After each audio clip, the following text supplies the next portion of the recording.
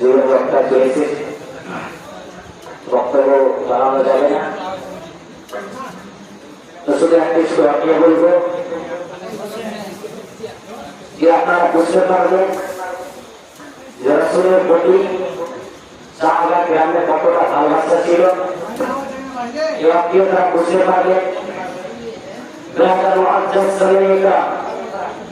হযরত Abu Bakr Siddique inner ছেলে আবু জাহেলের পক্ষ থেকে আর আপনার তাদের মধ্যে যেমন যুদ্ধ হয়, আপনার ঝামেলা হয়, ঝামেলা কিছুদিন করবে আপনার কিছুদিন পর সেই তাদের বাধা ছেড়ে কথাবার্তা চলতেছিল।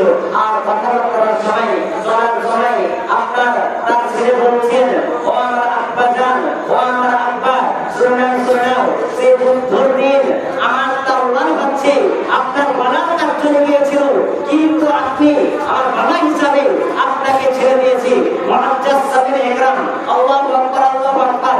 দেখেন আপনার সে হযরত আবু বকর সিদ্দিক বলছেন, ও আমার সন্তান, ও আমার ছেলে, শোনাও শোনাও, আমার তাওরান যদি সেই যুদ্ধর দিন যদি আমার তাওরান যদি তোমার যদি বর্তার কাছে তো আমি তোমাকে আমার ছেলে হিসাবে সন্তান হিসাবে ছেড়ে দিতাম না, এবং কি তোমাকে আমি দুশ্মন হিসাবে তোমার গলাকে আমি ছুটিয়ে দিতাম।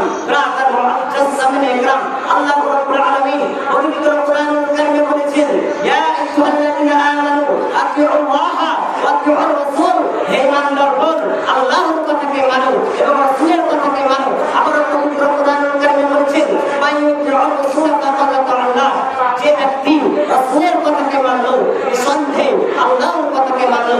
যাও রাতার মুআজ্জাজ সামিনে ইকরাম বক্তা সাহেব বলছে হাজির হয়ে গেছে, তার জন্য আমার বক্তব্যকে এখানে খতম করলাম।